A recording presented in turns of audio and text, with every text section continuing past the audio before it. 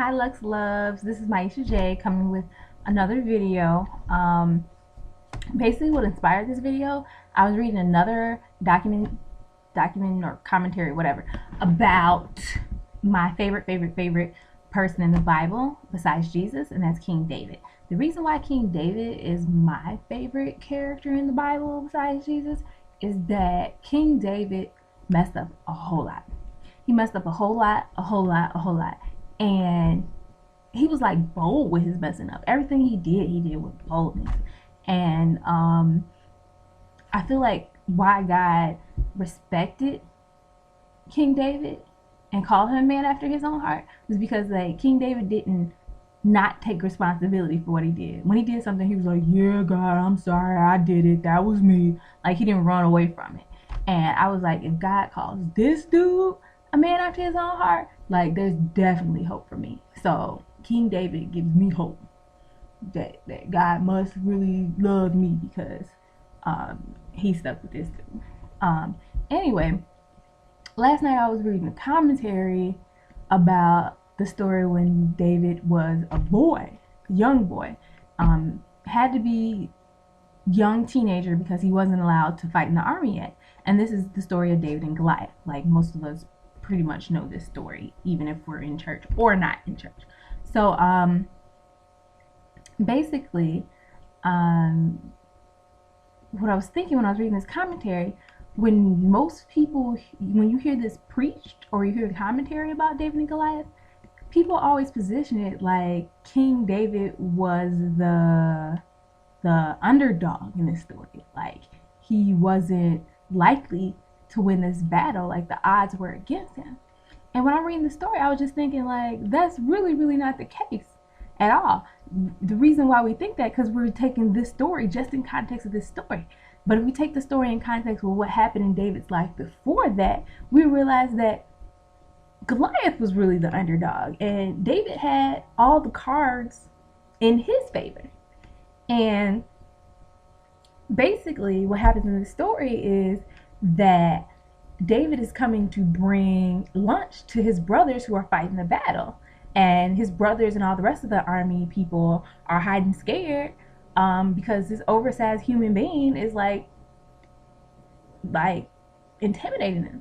And King David is like whispering to the army, who is this uncircumcised Philistine that he might defy the army of the living God? Like, why y'all running scared like punks? This dude is like, he ain't even circumcised. Like, why y'all scared of him? You know, what the heck? So,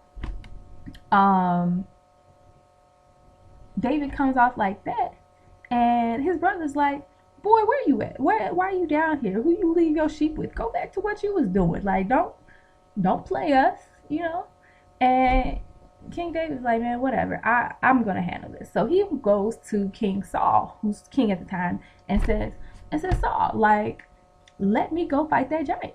And Saul is like, you're just a little boy. Like this dude has been fighting since he was a young man. You have never fought in an army.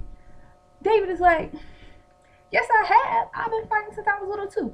I'm a shepherd. I done fight bears. I done fought lions. I done fought tigers. Like this oversized human being ain't nothing. So I got this. Let me handle this. And so I was like, okay, this boy seems really confident. So I'm gonna let him handle it however he thinks he's gonna handle it.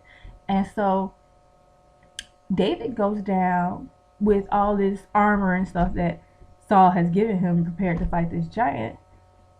And David's like, I can't even operate in this. I can't even work in this. So he takes it off and he goes down. The giant talks some mess to him and he kills the giant. It was really that simple. Like David never had a doubt in his mind that he wasn't going to kill this giant. And when we look back, David had been equipped for that moment basically since he was born. David was a shepherd. David was prepared for battle, unlike everyone would make it out like he wasn't. And even his brothers saw that David was anointed with the Spirit of God. So they knew that the Spirit of God was on him. So his brothers knew that he was equipped to kill the giant. They were just coming back at him because David was intimidating them. Like, David had more confidence than they had. So I want us to really think about that. Like, know who you are and look at your giants in perspective of your history and who God is. Like, God has equipped you already to kill your giants. And beyond that, God is with you. So what are those issues to what is inside of you? What are those issues to the one that's with you? What are those issues to what God has brought you through in the past? Nothing.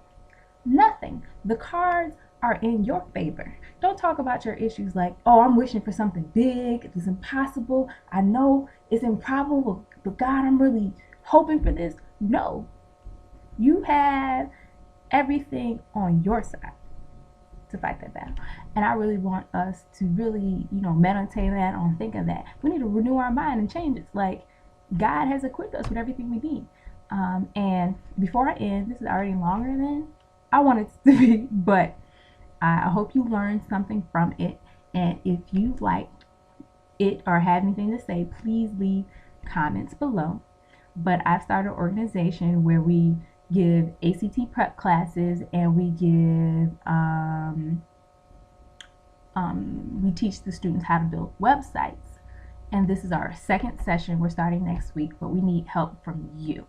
So in the comments, I will leave a link where you can donate to my organization, and hopefully we can reach more kids. Next year, we want to reach 200 kids. So if you can help us, that would be wonderful. Love you. Have a great week. Goodbye.